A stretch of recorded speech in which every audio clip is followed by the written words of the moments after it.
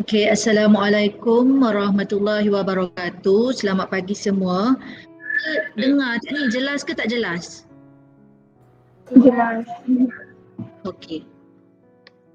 So kita tak buang masa lagi, kita akan teruskan dengan sesi bimbingan terakhir ya, lukisan bangunan.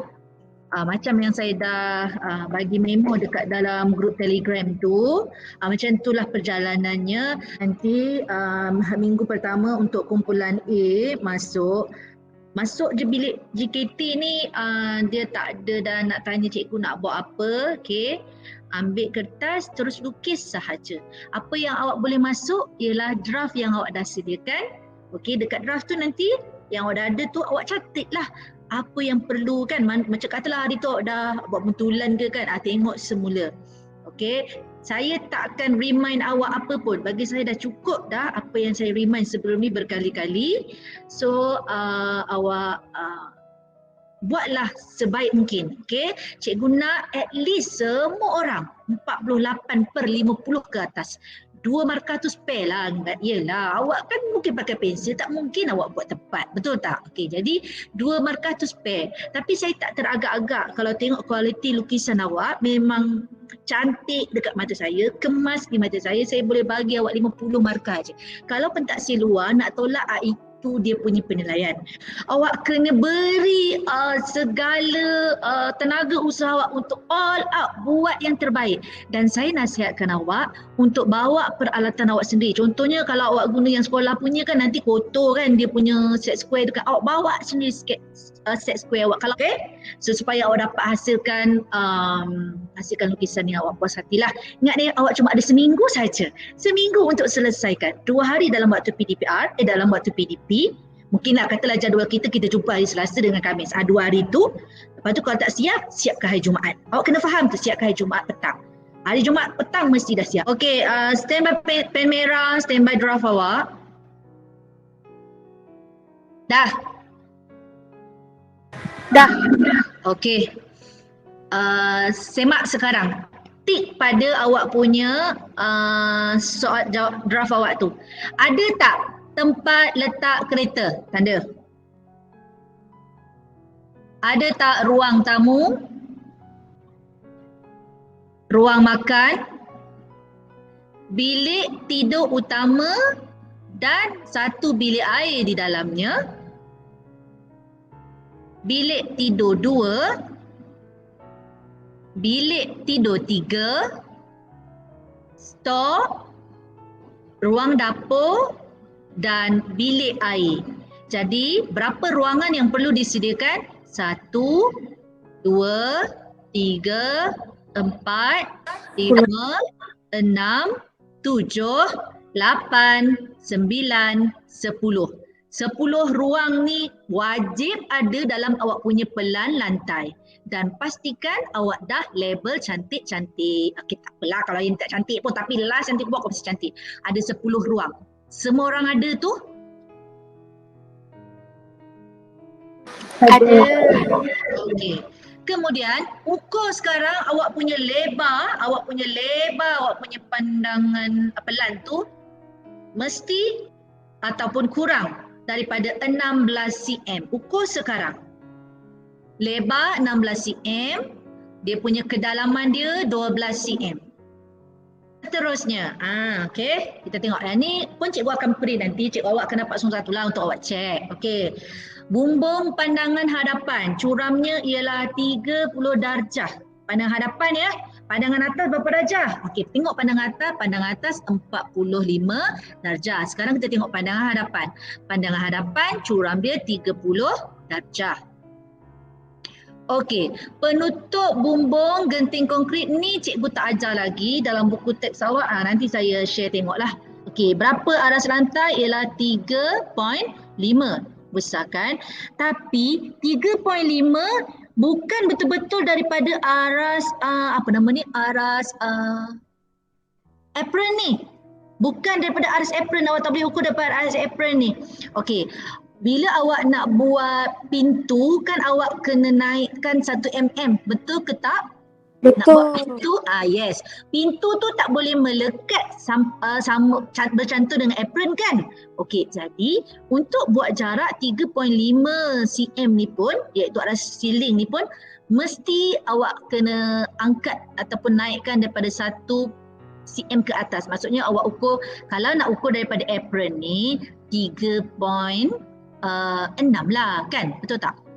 3.5, 3.6 lah awak ukur, baru awak dapat ukuran sebenar. Sebab aras lantai dia ada 1 mm, 1 mm naik daripada apron. Jadi kalau awak nak abaikan je aras lantai, nak ukur sebab masa tu mungkin awak tak buat pintu lagi kan. Jadi awak boleh ukur saja 3.6. Nanti bila buat aras lantai nanti dia betul lah.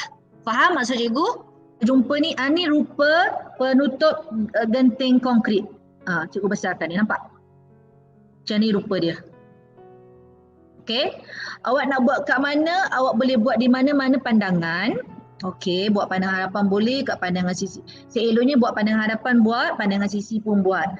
Okey, buat je lah di mana-mana bahagian bumbung awak tu. Jangan buat penuh, dia buat sikit je buat. Dia sebagai melambangkan bahawa bahagian itu dia buat penutup genting konkrit. Kalau macam contoh yang saya buat ni, untuk setiap bahagian bumbung ni kan, bumbung depan, ni bumbung bahagian yang berbeza kan, cikgu buat sikit-sikit tu lah.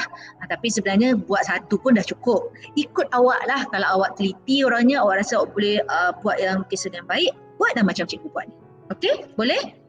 Terusnya, kita tengok pula tumpu kasau. Mana dia tumpu kasau? Tumpu kasau dia punya tebal ialah 1.5 mm, tak sampai 2 mm ya, 1.5 mm. Mana dia lukisannya, contohnya tumpu kasau. Tumpu kasau. Ni dia tumpu kasau. Ni tumpu kasau.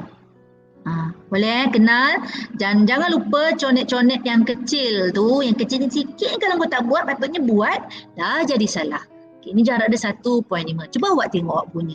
Ngam tak 1.5 atau lebih? Okey, seterusnya aras lantai. Okey, aras lantai, yang ni cakap dia 1 cm. 1 mm. Aras lantai 1 mm. Okey, aras lantai tu biasanya dilukis dengan cara begini. Macam ni saya besar. Tu tengok pintu dia mana. Okey, kalau awak buat pintu ada naik sikit macam ni, maksudnya pintu ni tak melekat dekat apron ni, itu dah maksudnya awak dah ada aras lantai lah 1 mm. 1 mm. Tapi kalau calon ataupun pelajar buat contohnya macam pintu yang ni kan. Tengok pintu yang ni. Ni kan melekat terus kepada apron. Apron kan. Jadi maksudnya budak ni tak tahu aras lantai. Contohnya seperti pintu ni dia mesti naik 1 mm daripada apron. Kalau macam ni, yang ni dia faham, di boy ni tak faham. Maksudnya budak ni tak faham lah. Ataupun bukan dia tak faham, dia mungkin lupa. Sekarang awak cek awak punya pintu awak. Ada tak naik 1 mm daripada apron? Cek sekarang. Okey, seterusnya tinggi apron konkrit. Tinggi apron konkrit ni apa pula? Tinggi apron konkrit yang ni. Ni apron konkrit ni tinggi dia 1 mm. 1 mm. Ni bawah ni. Dinding. Bata berlepa 150 ataupun 1.5 mm di kedua-dua belah. Muka surat 144 tu cuma dinding apa tu? 144 tadi. Bata. Dinding bata je kan, tak berlepa. Dinding bata tak berlepa tu maksudnya dinding tu tak diplaster tau.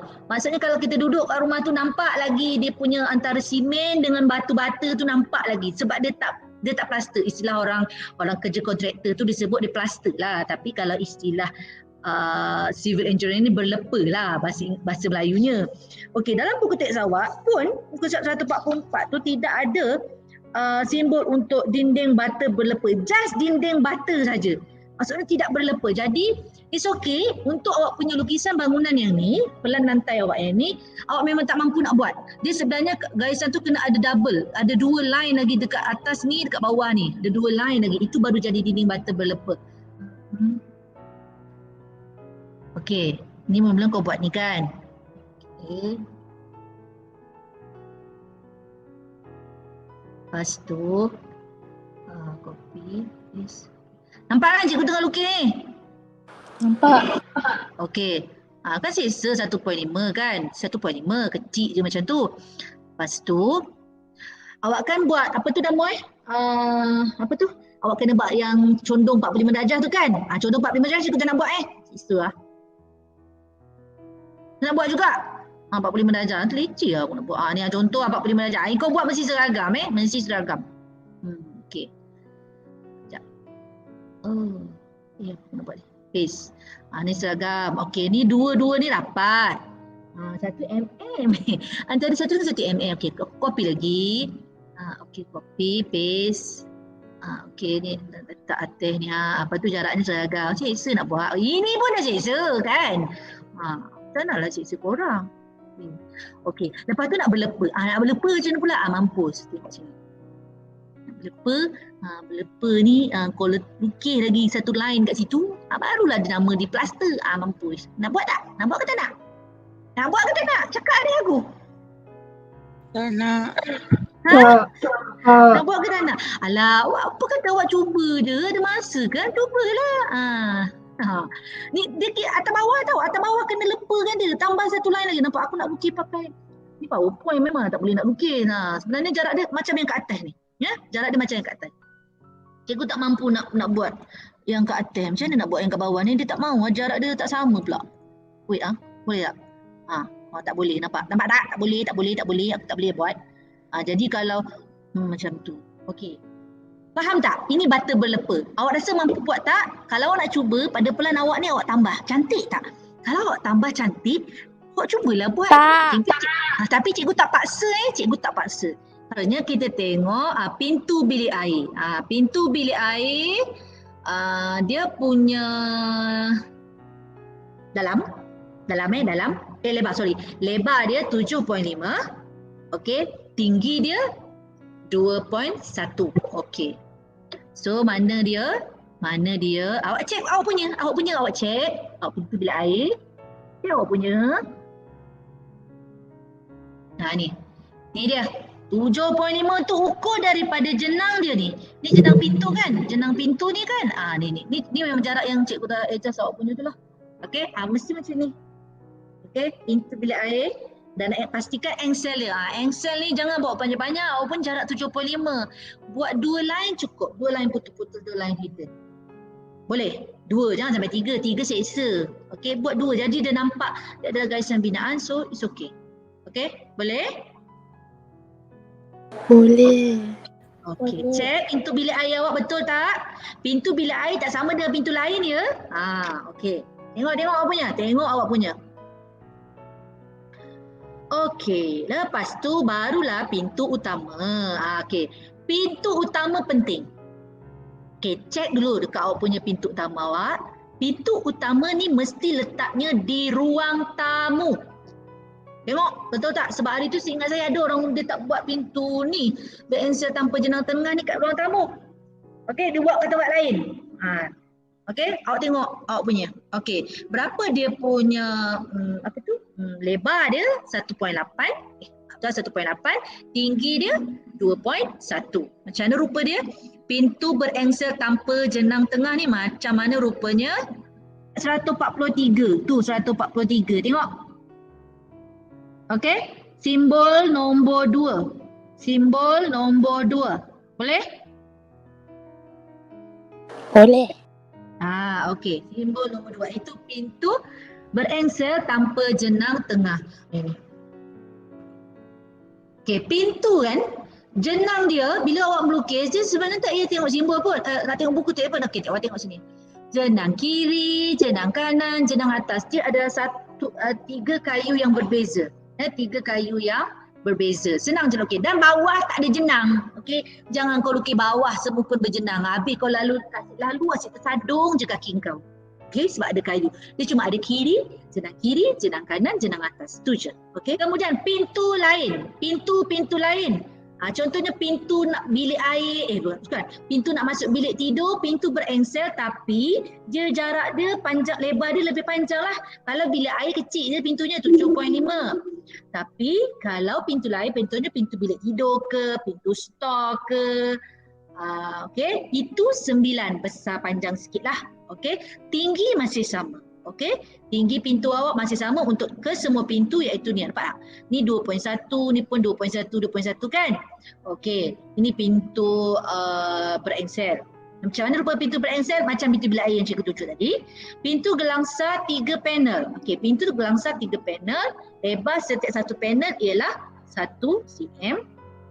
Okey, pintu berengsel ni nak buat kat mana? Contohlah dekat ruang makan awak nak letak pintu pintu sliding door, letaklah. Dan cikgu cadangkan ya, janganlah dekat depan. Okey, katalah ni bahagian hadapan rumah awak. Okey, depan rumah awak susah semua pintu kat depan je. Pintu kat depan ada, pintu kat belakang ada, pintu kat tepi tak ada. Padahal boleh letak pintu kat sebelah kiri ataupun kat sebelah kanan. Apa tujuan kita agihkan pintu macam tu? Supaya ciri keselamatan awak, contohlah berlaku kebakaran. So awak nak melarikan diri mudah. Katalah pintu depan dah kebakaran berbulu kat depan, boleh pintu keluar pintu sebelah, pintu kiri kanan ataupun pintu sebelah belakang. Jangan susun dua-dua pintu dekat satu pandangan. Okey, tapi saya tahu mungkin awak berpandukan kepada rumah awak, okey, ataupun awak nak design macam tu. Tapi dalam kita memberi markah ni, penilaian itu diberi ya, faktor keselamatan, faktor susun atur letak pintu macam tu. Jangan sampai pada pandangan sisi awak tak ada pintu. At least adalah pintu dapur ke pintu yang ke belakang tu. Okey, faham maksud cikgu? Pintu gelangsa macam mana? Inilah pintu gelangsa gambar 3. Ni dia. Yang ni. Dan arah anak panah ni dia mesti tally dengan awak punya pandangan lukisan pelan tu. Okey, boleh? Kita pergi kepada tingkap ram kaca tetap. Okey, bilik air. Ini pintu tingkap jamban awak. Tingkap jamban. Okey, tingkap jamban. Okey, guna ram kaca tetap. Okey, jarak dia ni daripada aras lantai. Okey, ni dia 600. Lebar 600. Jenang. 600. Jarak daripada aras lantai bukan 2.1 lah. Jadi 2.2 sebab aras lantai kan naik 1 mm kan, jadi 2.2. Faham? Lebar ini kan. Lebar 600. Tinggi dia 400, 4 lah. 6 mm, 4 mm. Daripada aras lantai 2.2. Kenapa jadi 2.2 cikgu? Tadi kan dia bagi tahu dah aras lantai naik 1 mm. Jadi 2.2 lah kau ukur terus. Okey, macam manakah rupanya begini?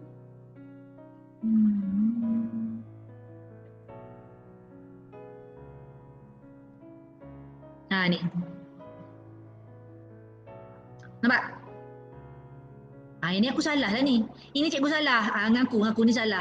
Patutnya kena ada space lagi 1 mm kat sini baru dia betul. Faham? Yang ini kau jangan seksa diri kau nak buat sampai 4 bilah kaca tu buat 3 cukup. Nak ukir macam mana senang je. Jenang kiri, jenang kanan, jenang atas, jenang bawah. Nampak 4 jenis kayu yang berbeza. Kalau awak dah praktis, pensil awak cukup tajam, boleh je lukis, nampak setiap kayu panel tu dengan cantik ya. Okey, ikut soalan awak lah. Cek awak punya ukuran betul tak? Ukuran awak, tingkap awak tu betul? Berapa tadi ni? Aku lupa. 600 kali 400. Cuba cek, betul tak? Cikgu.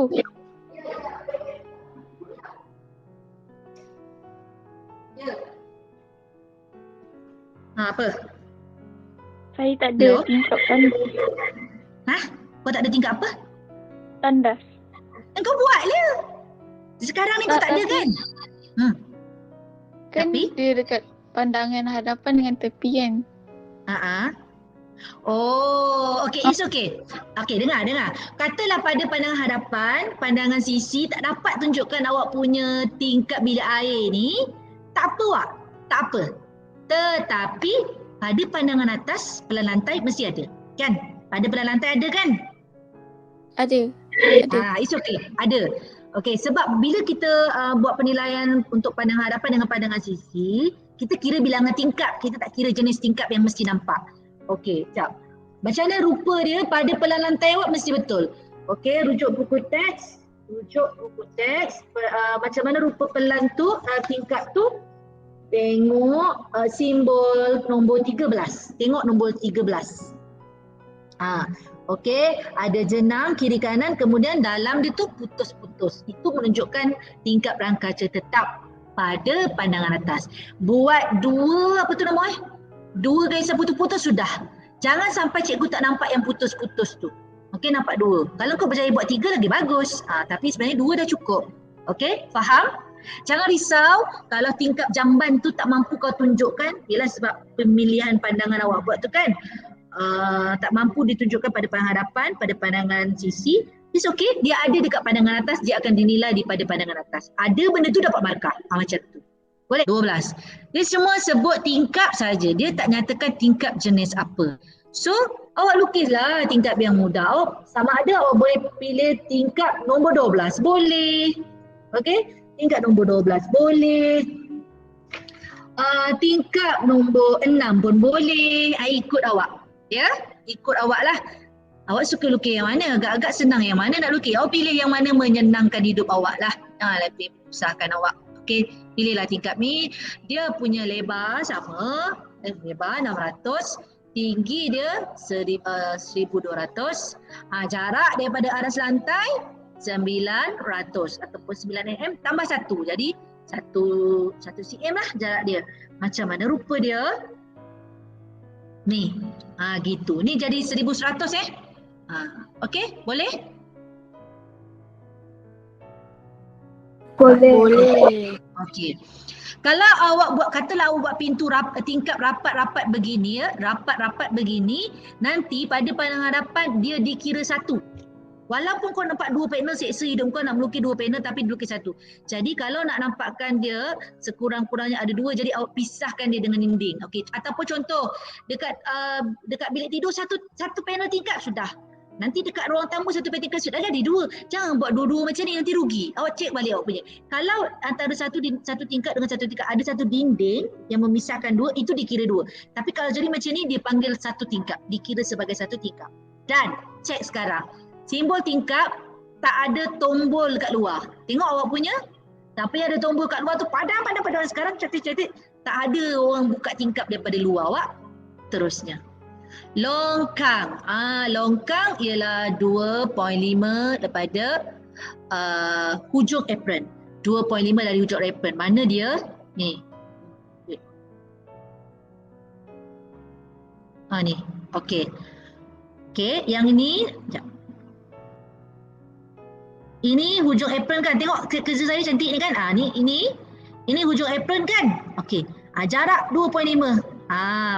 Kalau pada pandangan atas awak betul, pada pandangan hadapan pun nanti akan betul jugalah. Maksud dia pada hujung apron ke longkang ialah 2.5 mm. Macam tu. Boleh?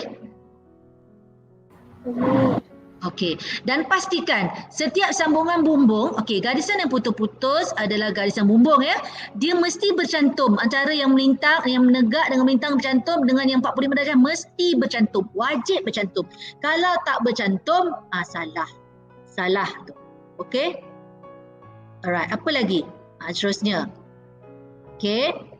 Ini patut dah tahu dah. Okey, label semua pandangan pada pelan lantai. Okey, lukis sekurang-kurangnya 2 unit simbol tingkap.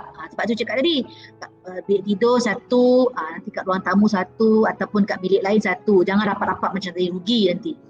Okey, kemudian lukis sekurang-kurangnya 2 aras ketinggian bumbung yang berbeza jenis. 2 aras ketinggian. Macam mana rupa 2 aras ketinggian? Contoh, kalau kita tengok yang ni, ni 2 aras ni, sini dengan sini ataupun sini dengan sini. Ini dah ada 3 aras ketinggian dah. Dan bumbung yang ini pun adalah bumbung 2 jenis bumbung yang berbeza. Yang ni atas ni bumbung limas, yang ni bumbung taping. Mesti 2. Mesti 2. So far setakat yang dah mengantar ni tak ada masalah lah, semuanya betul.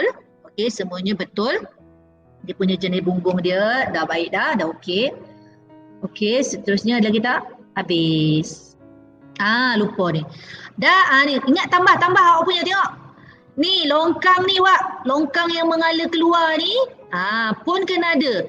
Lalu keluar sebelah belakang lah. Sebelah belakang ke sebelah tepi ke mesti ada.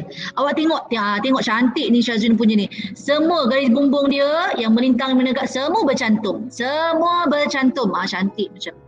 Okey. Tengok tu dia punya tulisan dia. Okey. Boleh tak? Okey. Dan jangan lupa. Ni kat bawah sini kena tulis. Ini adalah pelan. Nanti pada penghadapan tulis pandangan hadapan. Pandangan sisi tulis pandangan sisi. Mesti cukup label tu. Ini ruang tamu dia. Pintu ni betul kedudukan dia ruang tamu. Kat sini pun ada pintu sliding door. Pintu sliding door ni cikgu dah pesan dari tu. Jangan lupa setiap pintu ni mesti ada aras lantai. Ada aras yang membezakan luar dengan dalam. Okey. Begitu je dengan pintu dapur. Pintu dapur dia letak sebelah kiri sebelah sini. Okey, pintu belakang dia tak ada sebab dapur dia dekat sini. Okey. Kemudian lupa nak ingatkan. Ni, aras bilik air. Aras antara bilik air dengan ruang lain. Mesti ada aras dia.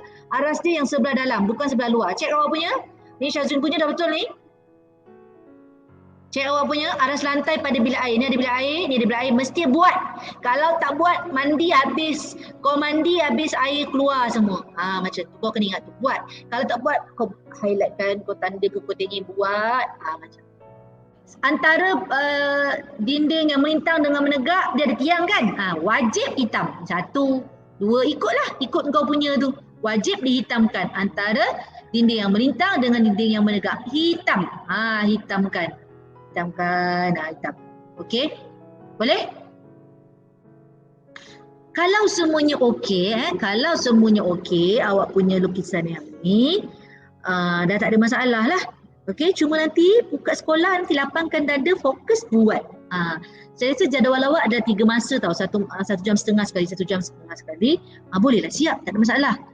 Okey, je tengok yang ni. Okey, ni dah siap lah Syazwin ni, nampak ni. Pelan. Pandangan hadapan, pandangan sisi. Saya rasa tulisan ni boleh dibaiki lagi ya. Boleh dibaiki lagi. Okey, tengok ni. Bila nak buat simbol cermin untuk tingkap, pintu apa nama itu? Pintu apa tu? Pintu sliding door tu 45 darjah ya. 45 darjah. Macam buka 45 darjah je. Itu sahaja. Kalau tak ada apa-apa, kita tamatkan kita punya Google Meet ni. Fokus. Minggu pertama awak datang ke sekolah, tak kira kumpulan A, kumpulan B. Inilah tugasan yang kau kena buat, iaitu tugasan lukisan bangunan. Kena confident ya. Kena confident boleh selesai dalam tempoh 2 kali perjumpaan sahaja. Okey. Itu saja daripada saya. Good luck. Jangan lupa pesanan saya, bawa peralatan sendiri kalau tak confident dengan peralatan yang sekolah. Okey, itu aja. Bye. Assalamualaikum.